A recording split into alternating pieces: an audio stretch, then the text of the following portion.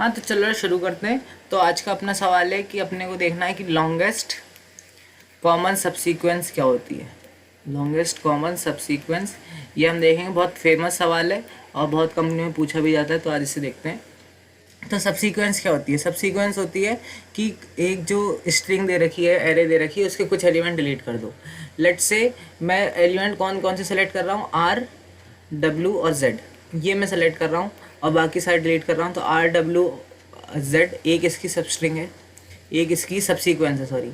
अब इसमें क्या करते हैं, टी को डिलीट कर देते हैं, तो हमारी बची हुई सीक्वेंस क्या, आर, डब्ल्यू, जेड।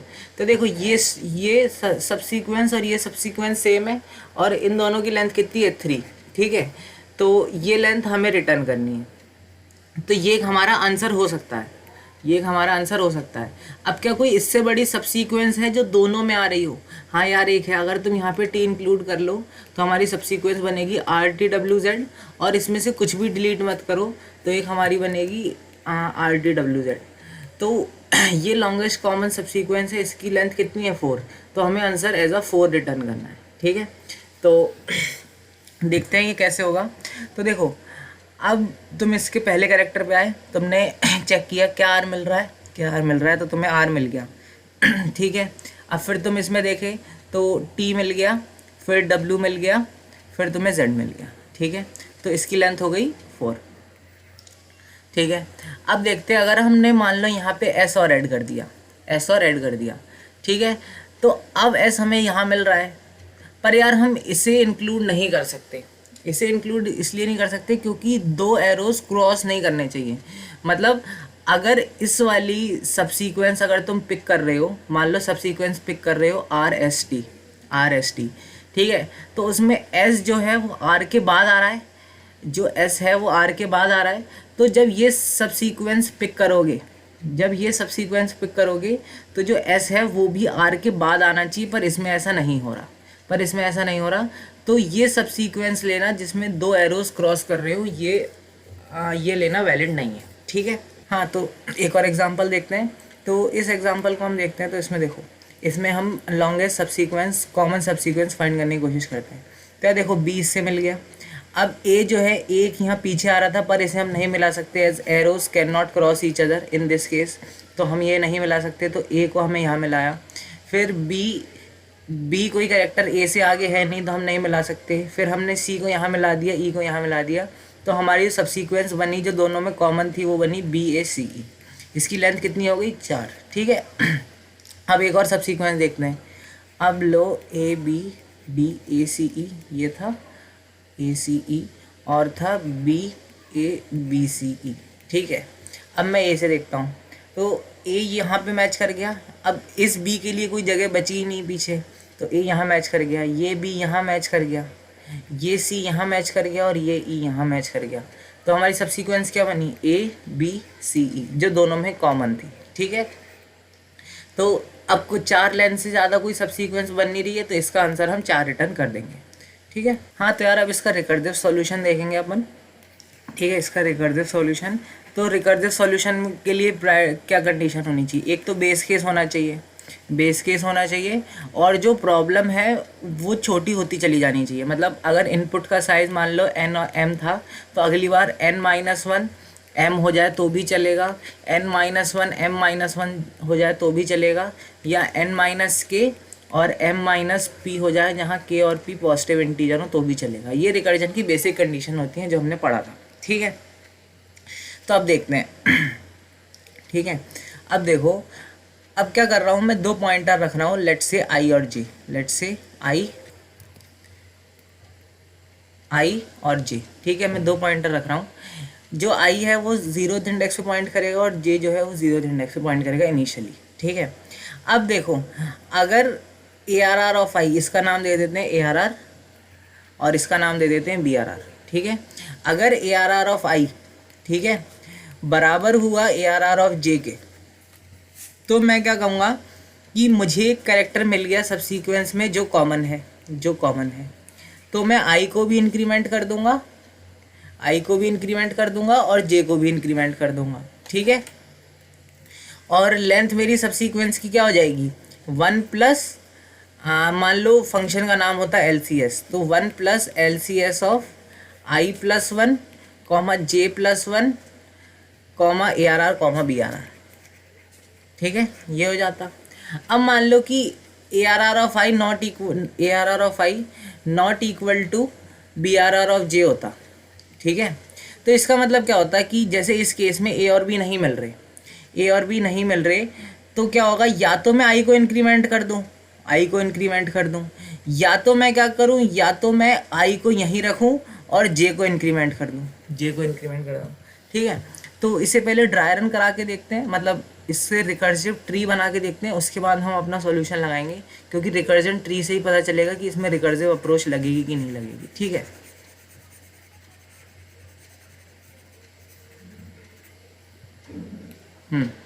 तो देखो मेरा आई और जे कितना था, आई मेरा ज़ीरो था, आई इक्वल टू ज़ीरो, और मेरा जे इक्वल टू ज़ीरो था। ठीक है, तो दोनों कैरेक्टर मैच नहीं किए, तो अब एक बार मैं आई को इंक्रीमेंट करूँगा, तो मैं एक बार कर दूंगा आई इक्वल टू 1 और जे इक्वल टू 0।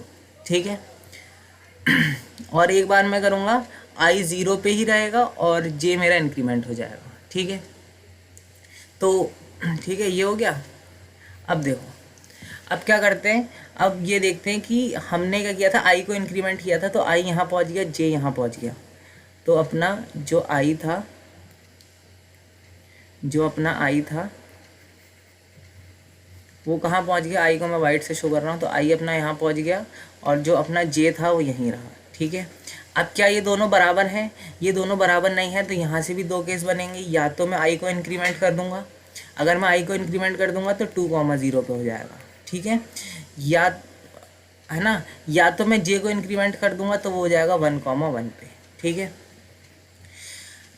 अब देखो, अगर अब मैंने आई को 2,0 पे इंक्रीमेंट कर दिया, आई को इंक्रीमेंट कर दिया 2 और जे को रखा 0, तो आई कुछ मेरा यहाँ आ जाएगा, मतलब खाली स्पेस में। तो अब मेरे पास स्ट्रिंग नहीं बची, तो मैं यहाँ से लेंथ कितनी रिटर्न कर दूंगा, यहाँ से लेंथ रिटर्न कर दूंगा 0, यहाँ से लेंथ रिटर्न कर दूंगा 0। ठीक है, अब इधर देखते हैं, अब 1,1 पे आए, तो 1,1 पे आए तो क्या हुआ कि मेरा जे यहाँ पे होगा और आई होगा डी पे। अभी भी नहीं मिल रहे, तो अभी भी मेरे पास दो केस हैं, या तो मैं आई को बढ़ा दूँ या तो मैं जे को बढ़ा दूँ। लेट से मैं आई को बढ़ा देता हूँ, तो हो जाएगा 2,1, ये हो जाएगा 2,1, और यहाँ पे कितना हो जाएगा, ये हो जाएगा 1,2। ठीक है, हाँ 1,2 देखते हैं। अब 2,1 पे जब आएगा तो सब स्ट्रिंग को ए आर आर जो है वो पूरी हो गई, तो यहाँ से भी रिटर्न 0 कर देगा, तो यहाँ से रिटर्न 0 कर देगा। ठीक है, अब 1,2 पे देखते हैं, 1,2 पे क्या होगा, 1,2 पे क्या डी और सी, क्या डी और सी मेरे मैच कर रहे हैं, नहीं मैच कर रहे, तो फिर से मेरे पास दो केस हैं कि मैं या तो आई को इंक्रीमेंट कर दूं तो वो हो जाएगा 2,2। ठीक है, और या तो मैं जे को इंक्रीमेंट कर दूं, वो हो जाएगा 1,3। ठीक है, अब 1,3 पे आते हैं। तो देखो, जब मैं 1,3 पे आया, अब क्या 1,3 पे मैचिंग हो रही है, तो देखो हाँ यार मैचिंग हो रही है, क्योंकि मेरा आई यहाँ पे है और मेरा जे यहाँ आ गया, तो ये दोनों मैच कर रहे हैं। तो मैं क्या कर दूंगा मैं कर दूंगा आई को भी इंक्रीमेंट कर दूंगा और जे को भी इंक्रीमेंट कर दूंगा, तो हो जाएगा 4। ठीक है, अब आई और जे पूरी स्ट्रिंग बची ही नहीं, तो ये रिटर्न कर देगा 0, और यहाँ पे दोनों कैरेक्टर मैच कर रहे थे, तो जो मेरा नीचे से आंसर आएगा उसमें मैं +1 और कर दूंगा, अब देखो यहाँ पे स्ट्रिंग लिख लेते हैं, स्ट्रिंग थी अपनी BD और ABCD, BD और ABCD, यही था। ठीक है, तो आई जो था मेरा सेकंड इंडेक्स पे था, मतलब यहाँ, और जे मेरा था यहाँ। अब आई ख़त्म हो गई, तो अब कुछ बचा ही नहीं, तो मैं यहाँ से कितना रिटर्न करूँगा, यहाँ से रिटर्न करूँगा 0। और अब मुझे लॉन्गेस्ट फाइंड करनी है, लॉन्गेस्ट कॉमन सबसीक्वेंस। तो मैं क्या करूँगा, इन दोनों का मैक्स ले लूँगा, इन दोनों का मैक्स कितना आया 1, तो मैं यहाँ पास कर दूँगा 1। ठीक है, अब क्या 1,2 पे कोई मैचिंग थी, जब आई मेरा 1 था यहाँ पे कोई मैचिंग थी, नहीं थी। ठीक है, अब यहाँ से देखो ये रिटर्न कितना कर देगा 0, तो यहाँ पे भी कितना आ जाएगा, इन दोनों का मैक्स कितना आ जाएगा यहाँ 1। ठीक है, अब 2,0 जो था, इसका मतलब आई यहाँ पे और जो जे था वो मेरा यहाँ पे। ठीक है। तो एक सब स्ट्रिंग खत्म हो गई तो ये रिटर्न कर देगा 0, ये रिटर्न कर देगा 0, इन दोनों का मैक्सिमम आ जाएगा 1, ठीक है, इन दोनों का मैक्सिमम आ जाएगा 1। अब इस सब ट्री को देखते हैं। तो ये सब ट्री का कहता है कि मेरा आई 0 पे ही रहे, मतलब मेरा जो आई है वो कहीं यहाँ पे रहे, और जो मेरा जे था वो कितना हो जाए, यहाँ जे हो जाए मेरा यहाँ, ठीक है। तो अब देखो दोनों कैरेक्टर मैच कर रहे हैं, तो मैं आई को भी इंक्रीमेंट कर दूंगा और जे को भी इंक्रीमेंट कर दूंगा। तो यहाँ से कितने केस बनेंगे, यहाँ से एक ही केस बनेगा कि आई हो जाएगा मेरा 1, आई हो जाएगा मेरा 1, और मेरा जे कितना हो जाएगा, जे हो जाएगा 2, जे हो जाएगा 2। अब देखो 1,2 हम, और इसमें मैं +1 और करूँगा। अब +1 मैं इसलिए कर रहा हूँ क्योंकि ये दोनों कैरेक्टर मैच कर गए, तो जो भी नीचे से आंसर आएगा उसमें मैं +1 करके रिटर्न करूँगा, क्योंकि मेरे बी और बी मैच कर रहे हैं। अब देखो मैं 1,2 जो प्रॉब्लम थी वो मैं पहले ही सॉल्व कर चुका हूँ, तो मैं कुछ नहीं करूँगा, यहाँ पे उसका रिकर्जन ट्री दोबारा बना दूंगा। तो ये कितना हो जाएगा 2,2, ये बन जाएगा 1,3, यहाँ +1, और ये जाएगा 2,4, ये कर देगा रिटर्न 0, ये रिटर्न 0 करेगा, इसमें +1 होगा तो यहाँ पे वैल्यू हो जाएगी 1, ये वैल्यू रिटर्न करेगा 0, तो ये कितनी हो जाएगी, यहाँ वैल्यू कितनी आई थी 1, तो 1,0 का मैक्सिमम कितना आएगा 1, ठीक है। अब क्या होगा कि अब ये रिटर्न करेगा 1, ठीक है। अब मुझे +1 और करना था आंसर में, क्योंकि यहाँ मेरी बी और बी मैचिंग हो गई थी, तो मेरा यहाँ आंसर आ जाएगा 2। अब यहाँ क्या जाएगा, यहाँ पे जाएगा इसका मैक्सिमम और इसका मैक्सिमम, तो 1 और 2 का मैक्सिमम कितना हो जाएगा 2, वो यहाँ पे चला जाएगा। तो मेरा फाइनल आंसर क्या आएगा, मेरा फाइनल आंसर आएगा 2, ठीक है। तो देखो ये प्रॉब्लम, ये वाली प्रॉब्लम 1,2 यहाँ भी आई और यहाँ भी आई, तो यार मैं इसे हमेशा एक ही बार सॉल्व करूँगा, मैं इसे बार बार सॉल्व नहीं करूँगा, ठीक है। तो इसलिए हम क्या करेंगे, जो रिकर्सिव कोड लिखेंगे, जो रिकर्सिव कोड लिखेंगे उसमें हम मेमोराइजेशन लगाएंगे, उसमें हम क्या लगाएंगे, मेमोराइजेशन, ताकि मुझे ये जो कैलकुलेशन हुई, ये जो कैलकुलेशन हुई ये मुझे बार बार ना करनी पड़े, ठीक है। तो अब यार उसका कोड देखते हैं कि वो कोड कैसे लिखा जाएगा, ठीक है। तो मैं सबसे पहले क्या कर रहा हूँ, मैं लिख रहा हूँ रिकर्जन का कोड, ठीक है। हाँ तो यार अब अपन रिकर्जन का कोड लिखते हैं, ठीक है। तो जो रिकर्जन फंक्शन होगा उसका नाम दे दे रहा हूँ मैं लॉन्गेस्ट कॉमन सबसीक्वेंस, तो इसका नाम दे दे रहा हूँ मैं LCS, ठीक है, LCS। अब इसमें मैंने 2 पॉइंटर रखे आई और जे। जो आई पॉइंटर है वो ARR के कौन से इंडेक्स पे खड़े हैं उसको पॉइंट करेगा, और जो जे है वो BRR के हम कौन से इंडेक्स पे खड़े हैं उसको पॉइंट करेगा। तो मैं क्या कहता हूँ कि इफ़, सबसे पहले रिकर्जन का क्या लिखते हैं हम, बेस केस। इफ़ अगर जो आई है वो मेरा हो जाए ARR.size के बराबर, और मेरा बी जो, मेरा जे जो है वो बराबर हो जाए BRR.size के, इसका मतलब अगर कोई भी मेरा पॉइंटर आई या जे में से एंड ऑफ द स्ट्रिंग पे पहुंच गया तो मैं क्या रिटर्न करा दूंगा 0, क्योंकि अब मेरे पास कोई स्ट्रिंग बची ही नहीं जिसका मैं मैक्सिमम फाइंड कर सकूं। और फिर मैं क्या कहता हूँ, if ARR of I =, BRR of J, मतलब जहाँ मैं ARR में खड़ा हूँ, जैसे BD था और ABCD था, ठीक है। तो मान लो मेरा आई यहाँ होता और जे यहाँ होता, अगर ये दोनों यहाँ, इन दोनों की वैल्यू सेम है तो मैं क्या करूँगा, मैं कुछ नहीं, मैं आई और जे को इंक्रीमेंट कर दूँगा, तो LCS ऑफ आई +1 कर दूँगा और जे +1 कर दूँगा, ठीक है, कॉमा ARR कॉमा BRR, ठीक है। और ये दोनों हमारी सबसीक्वेंस में इंक्लूड होंगे, इसलिए मैं +1 और कर दूँगा, ठीक है, क्योंकि मुझे इन दोनों को अपने सबसीक्वेंस में इंक्लूड और करना पड़ेगा, तो मैं इसको इंक्लूड कर लूँगा, ठीक है। और मैं ये रिटर्न करवा दूँगा यहाँ से, ठीक है। तो मैं इसे लिख दे रहा हूँ रिटर्न, ठीक है, मैं रिटर्न करा दूँगा। एल्स में क्या करूँगा, एल्स मैं क्या करूँगा, अगर ऐसा नहीं है कि ARR of I BRR of J के बराबर नहीं है, लेट से जो मेरा आई है वो यहाँ पे है और जो मेरा जे है लेट से वो यहाँ पे है, तो ये दोनों मैच नहीं कर रहे। अब हो सकता है कि इसके अगला वाला मैच कर जाए पहली स्ट्रिंग में, ठीक है, या तो ये हो सकता है, या तो हो सकता है कि ये वाला यहीं रह जाए और इसके अगला वाला मैच कर जाए, ठीक ठीक है, इन्हीं दो केस, यही दो केस हो सकते हैं। और मुझे लॉन्गेस्ट फाइंड करनी है, तो मैं क्या करूँगा, उन दोनों का मैक्सिमम ले लूँगा।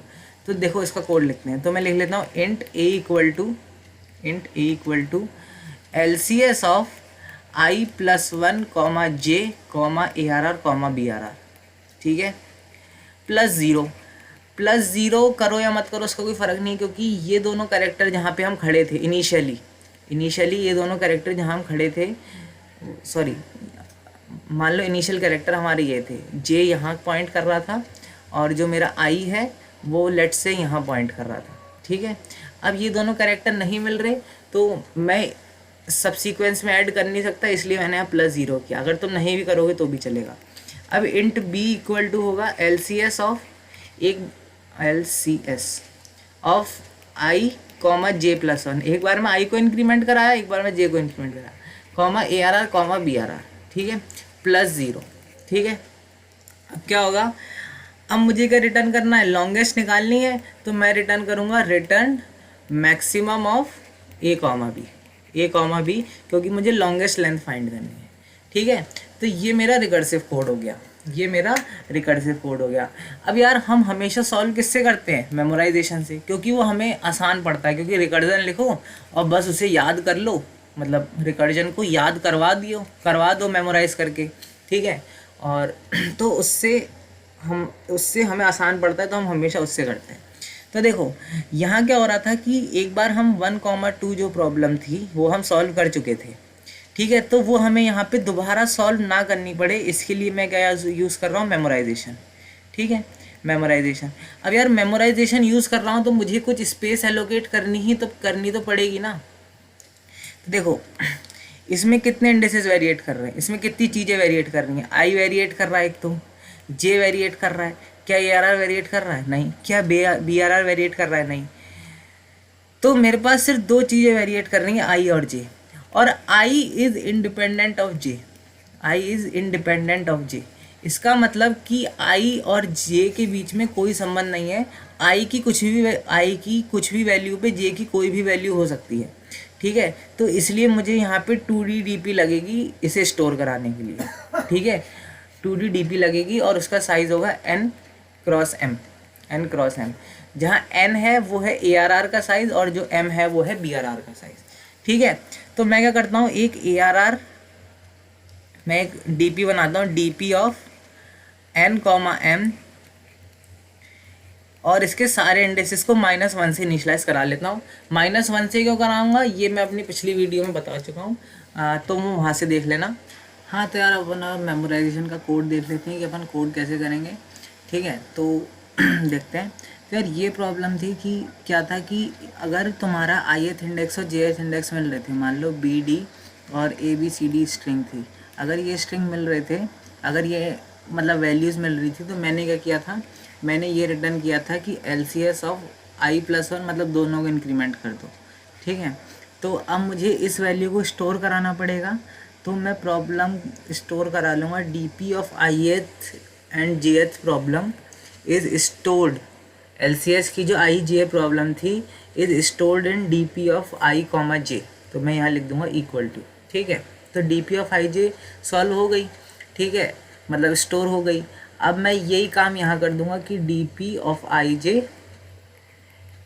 Is storing a value of problem i, j। तो i, j जो प्रॉब्लम थी उसे मैंने DP में स्टोर तो करा लिया, स्टोरिंग हो गई। अब क्या करना पड़ेगा मुझे कि जब भी ये मेरी वैल्यू एनकाउंटर होगी, ठीक है, जब भी ये मेरी प्रॉब्लम दोबारा एनकाउंटर होगी तो मुझे क्या करना पड़ेगा, रिटर्न कराना पड़ेगा। तो मैं ये कह रहा हूँ कि इफ़ अब ये प्रॉब्लम मान लो दोबारा काउंटर हुई, तो मैं कहूँगा इफ़ मेरी जो प्रॉब्लम i, j थी वो पहले ही सॉल्व हो चुकी थी, ठीक है, वो पहले ही सॉल्व हो चुकी थी, तो मैं आगे कोई प्रॉब्लम सॉल्व नहीं करूँगा, मैं सिंपली रिटर्न कर दूँगा DP ऑफ i, j। देखो कैसे, अगर -1 नहीं हुई वैल्यू, अगर DP ऑफ i, j को मैंने -1 से इनिशलाइज कराया था हर वैल्यू को, अगर -1 वो नहीं हुई तो इसका मतलब क्या होगा कि वो वैल्यू वो प्रॉब्लम पहले ही सॉल्व हो चुकी है, तो मैं उसे दोबारा सॉल्व नहीं कर रहा, मैं उसे यहीं से ही रिटर्न करा दूंगा। तो आगे जो मैंने ये फर्दर रिकर्जन कॉल करी या ये वाली रिकर्जन कॉल की, ये दोनों कॉल मेरे को नहीं करनी पड़ेंगी, ठीक है। तो इससे मेरी जो टाइम कॉम्प्लेक्सिटी है वो रिड्यूस हो जाएगी और स्पेस कॉम्प्लेक्सिटी थोड़ी बढ़ जाएगी, ठीक है। तो देखो टाइम कॉम्प्लेक्सिटी देख लेते हैं कि टाइम कॉम्प्लेक्सिटी के बारे में तो देखो पिछली बार क्या था, पिछली बार अगर तुम्हें आई कॉमा जे प्रॉब्लम सॉल्व करनी है तो वर्स्ट केस में तुम्हें यहाँ से 2 रिकर्जन कॉल करनी पड़ रही थी। फिर ये 2 जो प्रॉब्लम आती इसके लिए तुम्हें 2 रिकर्जन कॉल और प्रोसेस करनी पड़ती। तो देखते हैं कॉम्प्लेक्सिटी कितनी होगी। यहाँ पे कितनी प्रॉब्लम है सॉल्व करने को, 1, फिर वो सब प्रॉब्लम में टूटी 2, फिर 2 सब प्रॉब्लम टूटी 4, तो फैक्टर ऑफ 2 से ये इंक्रीज़ होती जा रही है, ठीक है। तो इसकी कॉम्प्लेक्सिटी कितनी होगी, एक्सपोनेंशियल, तो O ऑफ 2 की पावर n होगी, ठीक है। O ऑफ 2 की पावर n टाइम कॉम्प्लेक्सिटी होगी जब हमने रिकर्जन का इस्तेमाल किया। और जब हमने उसका इस्तेमाल किया, किसका, DP का, ठीक है। तो देखते हैं तो टाइम कॉम्प्लेक्सिटी क्या होगी। तो देखो हर i कॉमा जे प्रॉब्लम को तुम्हें कितनी बार सॉल्व करना पड़ा, एक बार। और जब भी वो दोबारा इनकाउंटर होगी तो तुम उसे सॉल्व नहीं करोगे, तुम उसका आंसर रिटर्न कर दोगे। तो i की रेंज होगी 0 से लेके n तक, ठीक है। और j की रेंज होगी 0 से लेके m तक। तो i और j कहाँ से कहाँ तक i वेरिएट कर रहा है 0 से n और j वेरिएट कर रहा है 0 से m। तो i कॉमा j की मैक्सिमम वैल्यू कितनी होगी, n क्रॉस m, और मिनिमम वैल्यू कितनी होगी 0। तो i क्रॉस j यहाँ से यहाँ तक जा सकता है। तो इसकी टाइम कॉम्प्लेक्सिटी क्या हो जाएगी, O of n cross m, जहाँ n तुम्हारा पहली स्ट्रिंग का साइज़ था और जो m था वो दूसरी स्ट्रिंग का साइज़ था। ये इसकी हो जाएगी टाइम कॉम्प्लेक्सिटी। तो 2 की पावर n से हम n cross m time complexity पे आ गए। तो हमने देखो कितना अच्छा टाइम का यूज़ किया, ठीक है, टाइम कॉम्प्लेक्सिटी यानी कम की। तो हमारी स्पेस कॉम्प्लेक्सिटी बढ़ गई। अब हमने देखो कितनी स्पेस एलोकेट की थी, हमने स्पेस एलोकेट की थी n क्रॉस m की स्पेस हमने कहा, n क्रॉस m की हमने स्पेस एलोकेट की थी, ठीक है। तो इतनी हमें मेमोरी चाहिए होगी, तो हमारी स्पेस कॉम्प्लेक्सिटी भी कितनी हो जाएगी, इसी के बराबर भी हमारी कितनी हो जाएगी, स्पेस कॉम्प्लेक्सिटी। तो मैं होप करता हूँ तुम लोगों को पसंद आया होगा रिकर्सिव और डीपी दोनों अप्रोचेस। अगर समझ आया हो तो please like share and subscribe करना यार। थैंक यू यार।